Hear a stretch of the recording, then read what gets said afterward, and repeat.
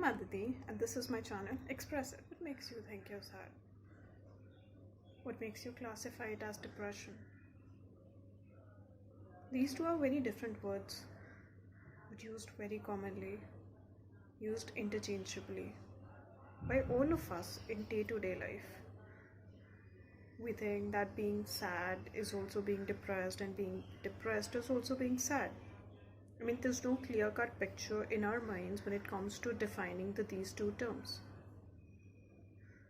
Sometimes we classify a person as depressed even when they're just being sad. Sometimes we say that, you're depressed, you're sad. It's just so normal. But trust me, it's not.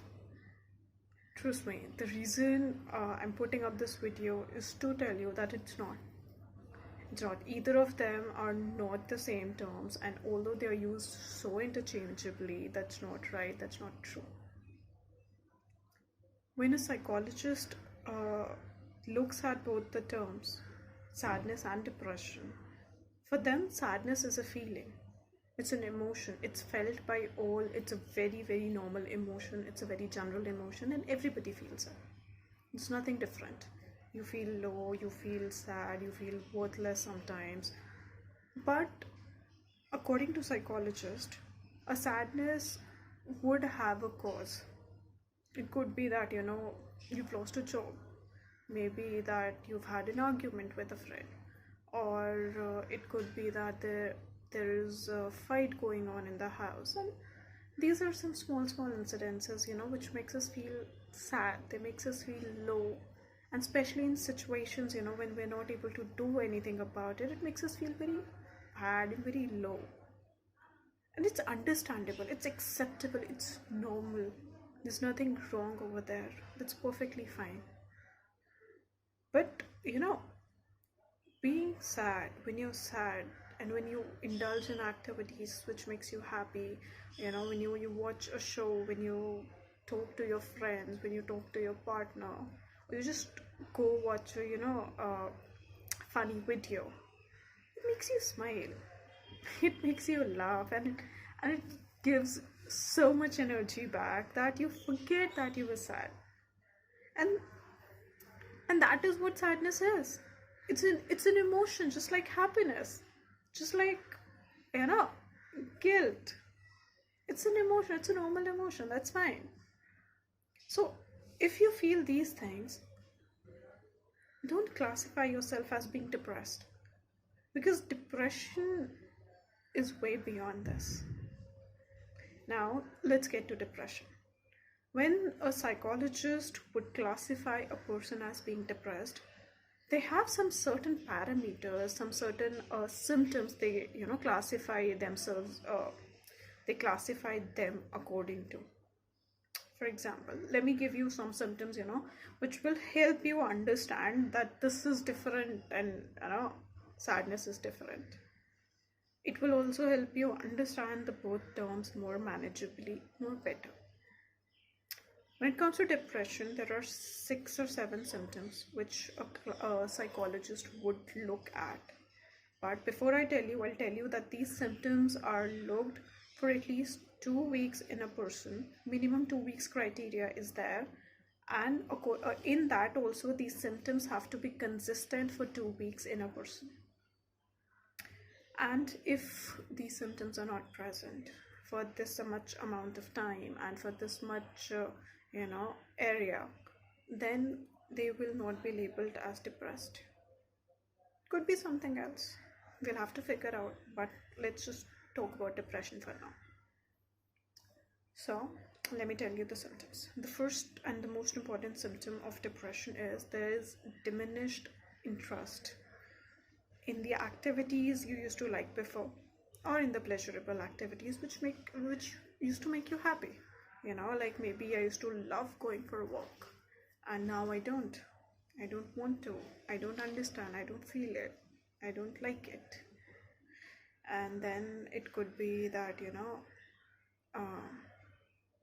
I used to love eating, but I don't, not anymore. Another symptom is again, getting back to eating, another symptom is there is a lack of diet. A person would reduce eating, they would not feel hungry, there's change in the appetite.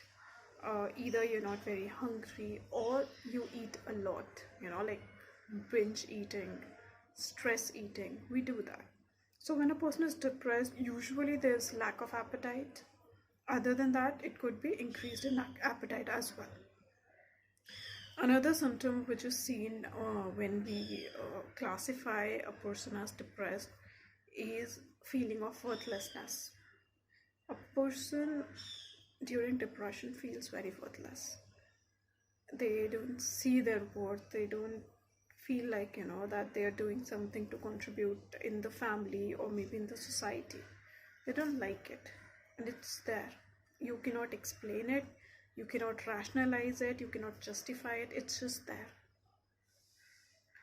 Another symptom which is very, very commonly seen is the thoughts of suicide. A person suffering from depression have major thoughts of suicide. Either they've tried committing suicide or they have, continuous thoughts of it. They don't like their life. They don't find a purpose to their life. They don't enjoy what they're doing. They don't eat. They don't sleep. It's fatigue.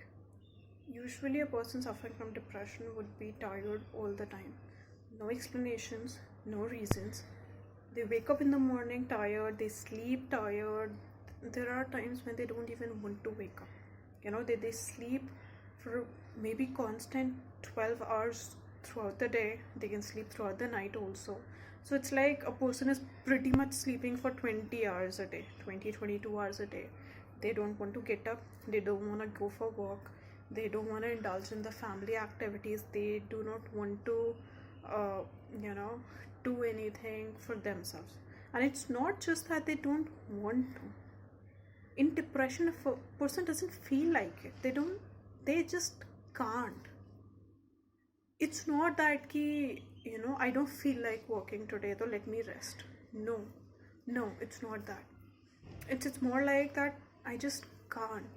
Physically my body doesn't allow me to get up, to speak, to talk, to communicate, to work, to go to office, to take care of my family, to take care of my kids.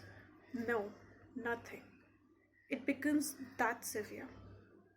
So before we label somebody with depression, I'm requesting you, just understand these criterias. See, because it's major, it's difficult. A person requires understanding, they require help. It's not that easy as we think. But let me tell you this thing as well. If you do not have 5 of these symptoms for 2 weeks straight, then you're not depressed. You're not depressed, and you can be happy about it. Yes, it could be that maybe you have some other issues, other environmental factors, as I told before also. So that needs to be explored.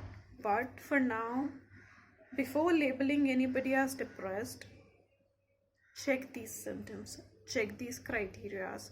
And if you know anybody who's suffering from depression, or you feel that they match this criteria, I'm requesting you, seek help, go to a psychologist, get them checked, get them into therapy. It helps. When you speak, it helps. You help people around you. We are here for you. We understand you. You just have to come. Thank you. If you like the video, please like it, comment on it, share it, subscribe to my page for more such videos. Thank you.